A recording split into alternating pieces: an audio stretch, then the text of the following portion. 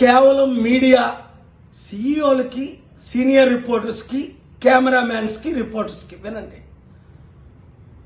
Media owners అమ్ముడు పోయారు, ఒకరిద్దరు తప్ప.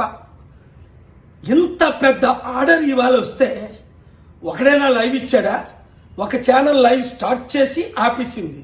2 ఛానల్ తప్ప టాప్ 10 ఛానల్లో ఎవరూ రాలా. నేను చెప్తున్నాను, ఇలాంటి ఆర్డర్ ఎవడైనా తెచ్చాడా? ఏప్రిల్లో ఎలక్షన్ వద్దు, మేలో ఎలక్షన్ పెట్టమని మార్చి 14ని హైకోర్టు ఆర్డర్ ఇచ్చింది. ఎలక్షన్ కమిషన్ ఒప్పుకున్నారు. అందుకనే దేశాయ్ గారు ఏమన్నారు, మేము ఎలక్షను 4th ఫేజ్లో పెడుతున్నామని ఇవాళ కోర్టులో ఆర్డర్ ఇచ్చారు. కౌంటింగ్ వెంటనే చేయమని మరలా ఇవాళ ఆర్డర్ ఇచ్చారు. ఇవన్నీ సత్యాలు కదా? స్టీల్ ప్లాంట్ అమ్మడు ఎంత అమ్ముతున్నారు, ఎందుకు అమ్ముతున్నారు, ఎంత ఉంది, ఎవరైనా తెచ్చారా? చరిత్రలో 3 సంవత్సరాలు అయింది, చాలా మంది పిల్లేశారు. ఒకరైనా స్టీల్ ప్లాంట్ గురించి ఆర్డర్ తెచ్చారా? ఒకరైనా 77 సంవత్సరాల్లో ఎలక్షన్ పోస్ట్పోన్ చేయించారా? 2004, 9, 14, 19 ఫేజ్ 1లో జరిగాయి. ఇప్పుడు ఫేజ్ 4లో జరుగుతున్నాయి.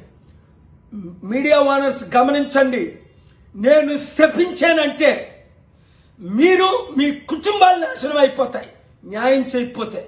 పనికిమాలందరికీ లైవ్ కవరేజ్ ఇస్తారా? రిపోర్ట్ చేస్తారా? ఫ్రంట్ పేజీలో చూపిస్తారా? పేర్లు చెప్పను. దేవుడు మీ కుటుంబాన్ని సర్వనాశనం చేయకపోతే నా పేరు కేఏపాల్ కాదు.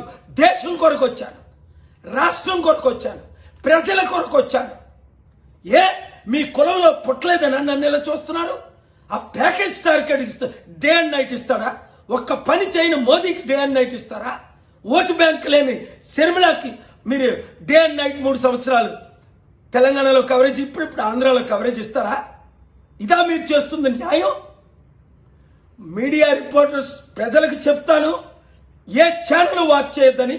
అంతేకాకుండా ఓనర్లు ఎవరు, ఎలా సంపాదించారు డబ్బులు, పిల్లేసి మీ ఎంట పడతా.